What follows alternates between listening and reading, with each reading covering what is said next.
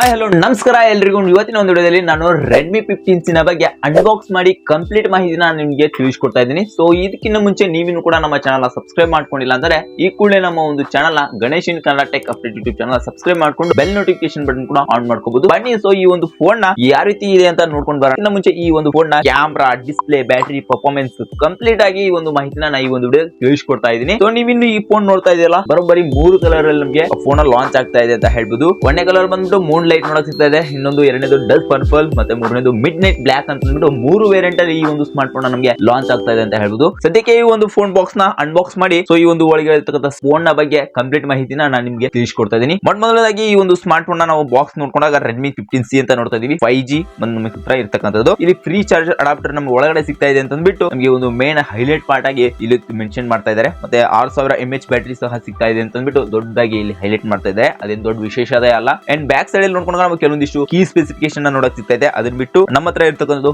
Moon light blue 128GB ಕೆಲವೊಂದಿಷ್ಟು key specification ಜೊತೆ ನಾವು ಸೈಡ್ ನೋಡ್ಕೊಂಡಾಗ ಕೆಲವೊಂದಿಷ್ಟು ಕಂಪನಿಗಳ ಸರ್ಟಿಫಿಕೇಶನ್ ಏನಿರುತ್ತೆ. ಈ ಒಂದು ಭಾಗದಲ್ಲಿ ನಮಗೆ Redmi 15C 5G Redmi by show me ಅಂತ ನೋಡಕ್ ಸಿಗ್ತದೆ. ಇಷ್ಟು ನಮ್ಮ ಈ ಒಂದು ಸ್ಮಾರ್ಟ್ ಫೋನ್ ನಲ್ಲಿ ಕೊಟ್ಟಿರ್ತಕ್ಕಂಥ ಸ್ಪೆಕ್ಸ್ ಅಂತ ಹೇಳ್ಬೋದು. ಇನ್ನ ಈ ಒಂದು ಸ್ಮಾರ್ಟ್ ಫೋನ್ ನ ಅನ್ಬಾಕ್ಸ್ ಮಾಡೋಣ ಬನ್ನಿ. ಸೊ ಈ ಒಂದು ಬಾಕ್ಸ್ ಏನಿದೆ, ಸೊ ಈ ಸೀಲ್ ಬ್ರೇಕಿಂಗ್ ಮಾಡಿದ ಬಾಕ್ಸ್ ಓಪನ್ ಮಾಡಿದ ತಕ್ಷಣ ಸ್ಟ್ರೈಟ್ ಆಗಿ ನಮ್ಮ ಒಂದು ಫೋನ್ ನೋಡಕ್ ಸಿಗ್ತಾ ಇದೆ. ಸೊ ಈ ಒಂದು ಫೋನ್ ನ ಎತ್ತಿ ಪಕ್ಕಕ್ಕೆ ಇಡ್ತೀನಿ. ಸೀದಾ ನಮಗೆ ಒಂದು ಬಾಕ್ಸ್ ನ ತೆಗಿದ ತಕ್ಷಣ ಸಿಮ್ ಎಜೆಕ್ಟರ್ ನೋಡಕ್ ಸಿಗ್ತಾ ಇದೆ. ಅಂದ್ಬಿಟ್ಟು ಒಳಗಡೆ ಒಂದು ಟ್ರಾನ್ಸ್ಪರೆಂಟ್ ಕೇಸ್ ಇದೆ. ತುಂಬಾ ಕ್ವಾಲಿಟಿ ಆದಂತ ಒಂದು ಟ್ರಾನ್ಸ್ಪರೆಂಟ್ ಕೇಸ್ ಕೊಡ್ತಾ ಇದ್ದಾರೆ. ಯೂಸರ್ ಮ್ಯಾನುವಲ್ ಮತ್ತೆ ಕ್ವಿಕ್ ಸ್ಟ್ಯಾಂಡರ್ಡ್ ಗೈಡ್ ಇದೆ.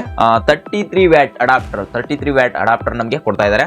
USB A to C cable ನೋಡಕ್ ಸಿಗ್ತಾ ಇದೆ. ಈ ಒಂದು ಕೇಬಲ್ ಬಿಟ್ರೆ ಬಾಕ್ಸ್ ಅಲ್ಲಿ ಮತ್ತಿನ್ನೇನು ಇಲ್ಲ. ಇಷ್ಟು ನಮ್ಮ ಫೋನ್ ಜೊತೆ ಸಿಗ್ತಾ ಇರತಕ್ಕಂತ ಐಟಮ್ ಮತ್ತೇನು ಸಹ ಈ ಬಾಕ್ಸ್ ಅಲ್ಲಿ ಇಲ್ಲ. ಡೈರೆಕ್ಟ್ ಆಗಿ ಒಂದು ಸ್ಮಾರ್ಟ್ ಫೋನ್ ಬರೋಣ. ಸೊ ಈ ಒಂದು ಸ್ಮಾರ್ಟ್ ಫೋನ್ ನೋಡ್ತಾ ಇದ್ದೀರಾ, ನನ್ನ ಹತ್ರ ಇರ್ತಕ್ಕಂಥದ್ದು ಮೂನ್ ಬ್ಲೂ ಕಲರ್ ಗಳು, ಮೂನ್ ಲೈಟ್ ಬ್ಲೂ ಅಂತ ಅಂದ್ಬಿಟ್ಟು ಫಸ್ಟ್ ಇನ್ ಹ್ಯಾಂಡ್ ಫೀಲ್ ನನ್ನ ಕೈಯಲ್ಲಿ ಹಿಡ್ಕೊಂಡಾಗ ಡಿಫೈನ್ ಫೋನ್.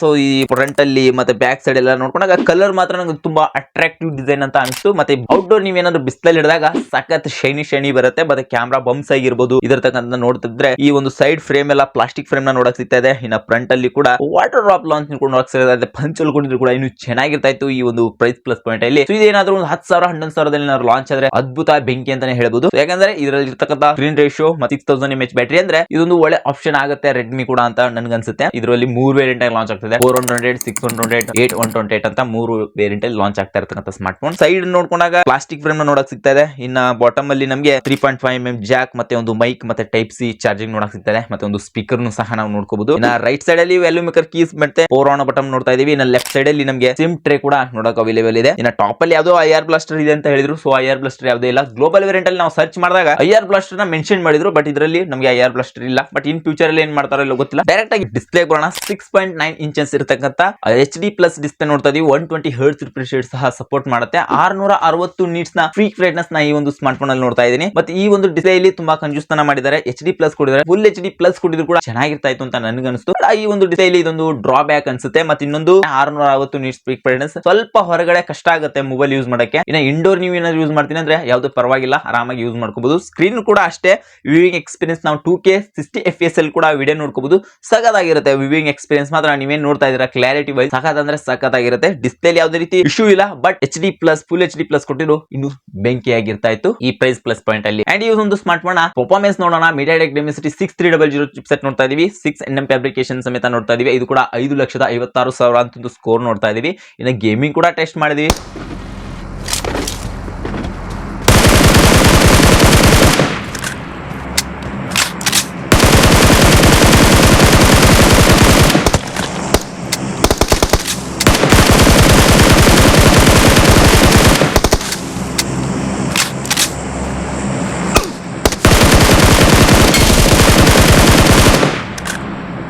ಸೊ ಇದರಲ್ಲಿ BGM PUBG ಕೂಡ ಟೆಸ್ಟ್ ಮಾಡಿದಾಗ ಸೊ ನಾವು ಹೆವಿಯಾಗಿ ಇದರಲ್ಲಿ BGM ನ ಆಡಿದ್ಕೊಂಡ್ವಿ. ಸೊ ಯಾವುದೇ ರೀತಿ ಲೋಡ್ ಲ್ಯಾಗ್ ಇಶ್ಯೂಸ್ ಮತ್ತೆ ಹೀಟ್ ಇಶ್ಯೂಸ್ ಕೂಡ ಅಷ್ಟೇ 1 hour 2 hour ಆಡಿದ್ರು ಕೂಡ ಅಷ್ಟೊಂದೇನು ಹೀಟ್ ಆಗಲ್ಲ. ತಕ್ಕಮಟ್ಟಿಗೆ ಈ ಒಂದು ಸ್ಮಾರ್ಟ್ ಫೋನ್ ಗೇಮಿಂಗ್ ಕೂಡ ಆಡ್ಕೋಬಹುದು ನಾವು. ಓವರ್ ಆಗಿ ಆಡಕ್ಕಲ್ಲ, ಒಂದು ಮಿಡ್ ರೇಂಜ್ ಅಲ್ಲಿ HD ಒಳಗಡೆ 60 FPS ಅಲ್ಲಿ ಆರಾಮಾಗಿ ನಾವು ಈ ಒಂದು ಗೇಮ್ ಆಡ್ಕೋಬಹುದು. ಯಾವುದೇ ರೀತಿ ಇಶ್ಯೂಸ್ ಇಲ್ಲ ಗುರು. ಅಂದ್ರೆ ಲ್ಯಾಗ್ ಆಗುತ್ತೆ, ಹೀಟ್ ಆಗುತ್ತೆ, ಓವರ್ ಹೀಟ್ ಆ ರೀತಿ ಏನಿಲ್ಲ. ನೀವು ಗೇಮ್ ಆಡ್ತೀನಿ ಅಂದ್ರೂ ಕೂಡ ಈ ಒಂದು ಸ್ಮಾರ್ಟ್ ಫೋನ್ ನಿಮ್ದು ಒಳ್ಳೆ ಆಪ್ಷನ್ ಕೂಡ ಆಗುತ್ತೆ ಈ ಒಂದು ಸ್ಟಾರ್ಟಿಂಗ್ ಬಜೆಟ್ ಅಲ್ಲಿ. ಈ ಒಂದು ಸ್ಮಾರ್ಟ್ ನ ಬ್ಯಾಟರಿ ಆದ್ರೂ ಎಷ್ಟು ಎಷ್ಟಿರ್ಬೋದು ಅಂತ ನೋಡ್ಕೊಂಡಾಗ 6000 mAh ಬ್ಯಾಟರಿ ಜೊತೆ 33 ವ್ಯಾಟ್ ನ ಪವರ್ ಅಡಾಪ್ಟರ್ ಇನ್ ಬಾಕ್ಸ್ ಒಳಗೆ ಸಿಗ್ತದೆ. 10 ವ್ಯಾಟ್ ನ ಒಂದು ರಿವರ್ಸ್ ಚಾರ್ಜಿಂಗ್ ಸಪೋರ್ಟ್ ಸಹ ಇದು ಮಾಡುತ್ತೆ. ಸೊ ಇದರಿಂದ ಬ್ಯಾಟರಿ ಡ್ರೈನ್ ಕಂಪನಿ ಹೇಳುತ್ತೆ ನಮಗೆ 2 ಡೇಸ್ ಕಂಟಿನ್ಯೂಸ್ ಯೂಸ್ ಮಾಡಿದ್ರು ಕೂಡ ಬರುತ್ತೆ ಅಂತ ಹೇಳ್ತಾರೆ. ಬಟ್ ನನ್ನ ಪ್ರಕಾರ ಅದು ಸುಳ್ಳು. ನಾವೇನಾದ್ರು ಕಂಟಿನ್ಯೂಸ್ ವಿಡಿಯೋ ನೋಡ್ತೀನಿ ಅಂತಂದ್ರೆ 1 ಡೇ ಬರೋದು ಕೂಡ ತುಂಬಾ ಕಷ್ಟ ಇದೆ ಗುರು ಅಲ್ವಾ. ನಮ್ಮ ಯೂಸೇಜ್ ಮೇಲೆ ನಾವ್ ಯಾವೆಲ್ಲ ಅಪ್ಲಿಕೇಶನ್ಸ್ ನ ಯೂಸ್ ಮಾಡ್ತೀವಿ ಅದು ಬ್ಯಾಟರಿ ಕನ್ಸಂಪ್ಷನ್ ಯಾವ ರೀತಿ ಮಾಡುತ್ತೆ ಅನ್ನೋದ್ರ ಮೇಲೆ ಡಿಪೆಂಡ್ ಆಗಿರುತ್ತೆ. ನಾವು ಜಸ್ಟ್ ಅವ್ರು ಹೇಳಿರೋ ಪ್ರಕಾರ 2 ದಿನ ಅಂತಂದ್ರೆ ಜಸ್ಟ್ ನಾವು ಫೋನ್ ಯೂಸೇ ಮಾಡ್ದಂಗೆ ಇಟ್ರೆ 3 ದಿನ 4 ದಿನ ಆದ್ರೂ ಕೂಡ ಫೋನ್ ಬ್ಯಾಕಪ್ ಬಂದೇ ಬರುತ್ತೆ. ಸೊ ಹಾಗೆ ನಮ್ ಯೂಸೇಜ್ ಮೇಲೆ ಡಿಪೆಂಡ್ ಆಗಿರುತ್ತೆ. 6000 ಅಲ್ಲ 7000 7500 ಕೊಟ್ಟರು ಕೂಡ ನಮ್ಮ ಯೂಸೇಜ್ ಮೇಲೆ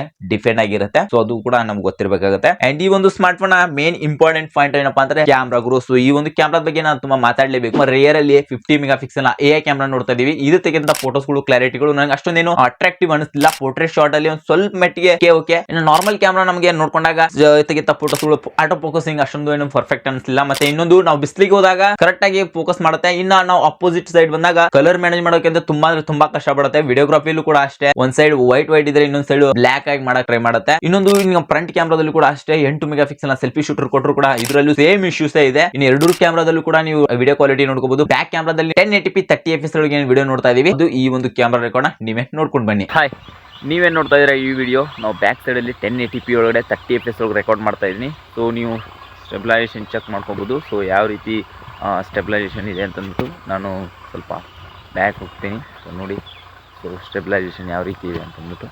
ಸೊ ಶೇಕಿ ಆದರೂ ಕೂಡ ಶೇಕಿ ಆಗುತ್ತೆ. ಸೊ ಯಾವುದೇ ರೀತಿ iOS ಇದರಲ್ಲಿ ಕೊಟ್ಟಿಲ್ಲ ಆ್ಯಂಡ್ iOS ಕೂಡ ಕೆಲಸ ಮಾಡ್ತಿಲ್ಲ. ಆ್ಯಂಡ್ ಕಲರ್ ಮ್ಯಾನೇಜ್ಮೆಂಟ್ ಕೂಡ ನೋಡಿ. ಸೊ ನಾನು ಸೂರ್ಯನಿಗೆ ಅಪೋಸಿಟ್ ನಿಂತರೆ ಚೆನ್ನಾಗಿ ಕಲರ್ ಎಲ್ಲ ಮಾಡುತ್ತೆ. ಬಟ್ ಅದೇ ನಾನು ಸ್ವಲ್ಪ ನೆರಳಿಗೆ ಬಂದರೆ ಈ ಸೈಡೆಲ್ಲ ಈ ಭಾಗ ಪೂರ ಬ್ಲ್ಯಾಕ್ ಮಾಡುತ್ತೆ. ಮತ್ತು ಪೂರ ಆಪೋಸಿಟ್ ಬಂದರೆ ಸೊ ಕಲರ್ ಮ್ಯಾನೇಜೇ ಮಾಡಲ್ಲ. ತುಂಬ ಕಷ್ಟಪಡುತ್ತೆ. ಕ್ಯಾಮ್ರಾದಲ್ಲಿ ಮಾತ್ರ ತುಂಬ ಸ್ವಿಚ್ ಆಗಲೇಬೇಕು. ಮತ್ತೆ ಇನ್ನು ಫ್ರಂಟ್ ಕ್ಯಾಮ್ರಾದಲ್ಲಿ ಸೆಲ್ಫಿ ಶೂಟರಲ್ಲಿ 8 ಮೆಗಾ ಪಿಕ್ಸೆಲ್ನ ಒಂದು ವಿಡಿಯೋ ಕ್ವಾಲಿಟಿನೂ ಕೂಡ ನೀವು ಒಂದ್ಸಲಿ ಟೆಸ್ಟ್ ಮಾಡ್ಕೊಂಡು ಬನ್ನಿ. 1080p ಒಳಗೆ 30fps ಒಳಗೆ ಫ್ರಂಟ್ ಕ್ಯಾಮ್ರಾದಲ್ಲಿ ರೆಕಾರ್ಡ್ ಆಗ್ತಾ ಇದೆ. ಸೊ ಆಡಿಯೋ ಕ್ವಾಲಿಟಿ ಮತ್ತು ಸ್ಟೆಬಿಲೈಸೇಷನ್ ಕೂಡ ನೀವು ನೋಡ್ಕೋಬಹುದು. ನೋಡ್ತಾ ಇದ್ದೀರಾ. ಸೊ ಕಲರ್ ಮ್ಯಾನೇಜ್ಮೆಂಟ್ ಅಷ್ಟೇನು ಚೆನ್ನಾಗಿಲ್ಲ. ಸೊ ಒಂದು ಸೈಡ್ ಬೆಳ್ಳಗೆ ಮಾಡುತ್ತೆ, ಫುಲ್ ಬೂಸ್ಟ್ ಟೈಪ್. ಒಂದು ಸೈಡು ಫುಲ್ ಎಲ್ಲ ಡಾರ್ಕ್ ಆಗಿ ಬ್ಲ್ಯಾಕ್ ಟೈಪ್ ಮಾಡುತ್ತೆ. ಸೊ ಕಲರ್ ಮ್ಯಾನೇಜ್ಮೆಂಟ್ ಅಷ್ಟೊಂದು ಪಕ್ಕಾ ಕೆಲಸ ಮಾಡ್ತಾ ಇಲ್ಲ ಕರೆಕ್ಟಾಗಿ ರೆಡ್ಮಿಗೆ ಅನಿಸ್ತಾ ಇದೆ.